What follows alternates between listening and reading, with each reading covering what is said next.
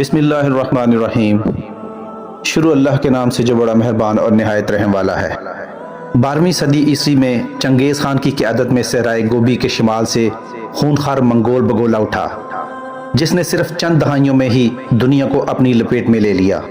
منگول لشکروں کے سامنے چین، خوارم، وسط ایشیا، مشرقی یورپ اور بغداد کی حکومتیں ریت کی دیواریں ثابت ہوئیں۔ منگول حملے کا مطلب بے دریغ قتل اور شہر کے شہر کی مکمل تباہی تھی۔ دنیا تسلیم کر چکی تھی کہ ان وحشیوں سے مقابلہ ناممکن ہے۔ منگول ناقابل شکست ہیں۔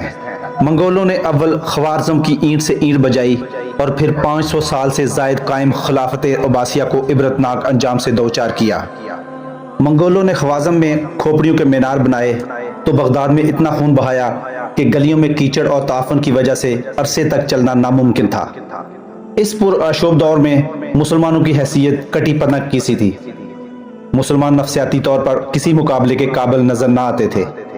ایسے میں مصر میں قائم مملوک سلطنت ایک مدھم سی امید تھی، وہی سلطنت جس کی بھاگ دوڑ غلام اور غلام زادوں کے ہاتھ میں تھی۔ منگول یورپین ایکسس کا اگلا ہدف بھی یہی سلطنت تھی، وہ آخری ریاست جس کی شکست مسلمانوں کے سیاسی وجود میں آخری کیل ثابت ہوتی۔ مملوک بھی اس خوفناک خطرے کا پورا ادراک رکھتے تھے، جانتے تھے کہ آج نہیں تو کل یہ مارکا ہو کر رہے گا، اور یہ مارکا ہوا۔ تاریخ تھی ستمبر 1260 اور میدان تھا عین جالوت۔ منگول مسلم سیاسی وجود کو ختم کرنے سر پر آن پہنچ چکے تھے۔ منگول طوفان جو بڑی بڑی سلطنتوں کو خس و خاشاک کی طرح بہا کر لے گئے تھے، آج ان کے مد مقابل مملوک تھے، جس کی قیادت رکن الدین بیبرس کر رہا تھا۔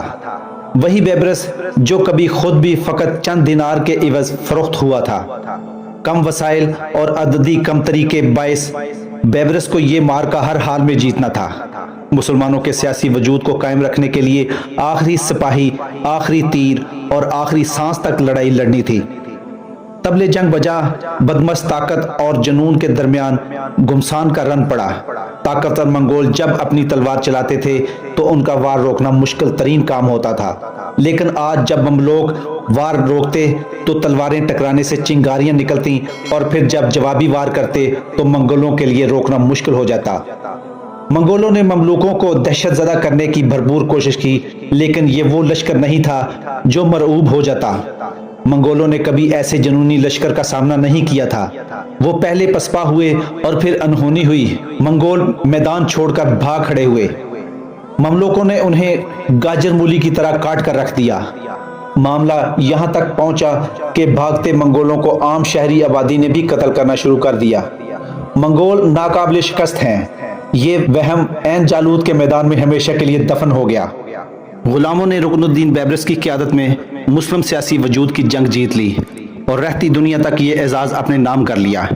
اس مارکے کے بعد منگول پیش قدمی نہ صرف رک گئی، بلکہ آنے والے سالوں میں بیبرس نے منگول مفتوح علاقے بھی ان سے واپس چھین لیے۔ رکن الدین بیبرس نے اپنی خداداد صلاحیت سے منگول یورپین نیکسس کو بھی توڑ ڈالا اور صلیبی جنگوں میں بھی فاتح رہا۔